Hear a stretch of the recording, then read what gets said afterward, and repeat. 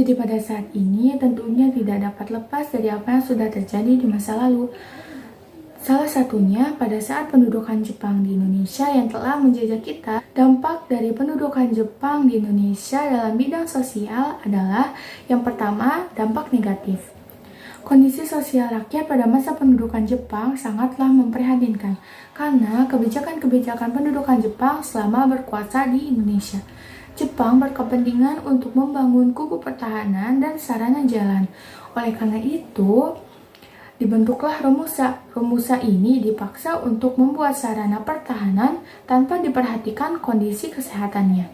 Mereka dipaksa bekerja dari pagi buta hingga petang tanpa makanan dan fasilitas kesehatan yang memadai, sehingga banyak yang meninggal dunia. Para tentara Jepang juga melecehkan wanita karena mereka mengambil paksa wanita untuk dijadikan pekerja seks paksa yang disebut Jugun Ianfu. Kesehatan para wanita ini kurang diperhatikan sehingga banyak yang meninggal dunia. Di samping dari dampak negatif yang telah diberikan Jepang kepada Indonesia, Jepang juga memberikan dampak positif, di antaranya masyarakat Indonesia diperbolehkan berbicara menggunakan bahasa Indonesia. Lalu yang kedua, dibentuk strata masyarakat sampai ke tingkat bawah. Lalu ikan untuk rakyat Indonesia. Dan juga ada latihan kemiliteran. Pada saat Jepang memerintah, anak-anak, remaja, hingga perempuan dilatih militer sehingga berpengaruh besar pada saat Belanda berusaha menguasai kembali Indonesia setelah proklamasi kemerdekaan. Hingga saat ini, Jugun Ianfu telah ditiadakan karena dianggap melanggar norma masyarakat serta dapat menyebarluaskan penyakit HIV atau AIDS, sehingga dapat membuat imun tubuh turun, bahkan kematian.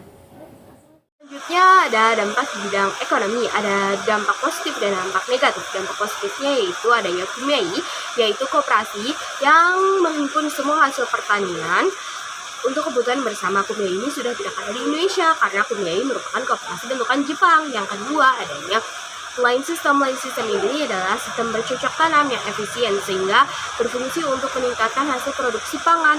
Nah, dampak negatifnya itu yang pertama adanya Jugun Ianfu dan Romusa, yaitu rakyat Jepang mengambil agar rakyat Indonesia. Nah, yang kedua itu adanya sumber daya alam. Sumber daya alamnya itu menurun karena sumber daya alam Indonesia diambil oleh Jepang untuk kebutuhan perangnya. Nah, yang ketiga itu adanya self-sufficiency. Self-sufficiency ini adalah wilayah yang di bawah kekuasaannya untuk memenuhi kebutuhannya sendiri. Nah, self-sufficiency ini mengakibatkan terputusnya antar daerah. Yaitu dampak pemerintahan Jepang di Indonesia dalam bidang politik. Yang pertama ada dampak positif.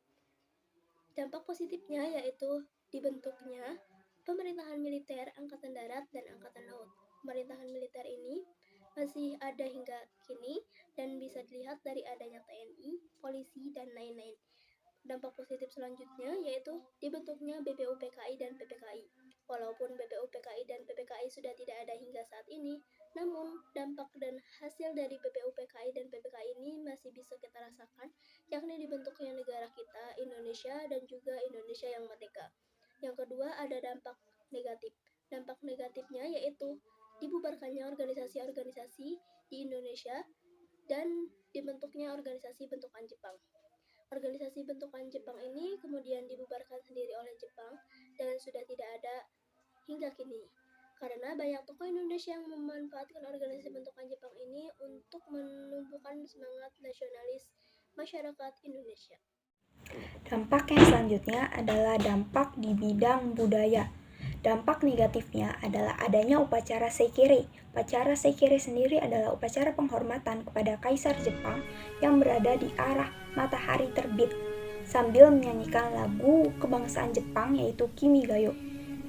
Sekarang upacara Seikiri itu sudah tidak berlaku lagi karena banyak ditentang oleh ulama. Yang mana upacara Seikiri ini bertentangan dengan ajaran Islam.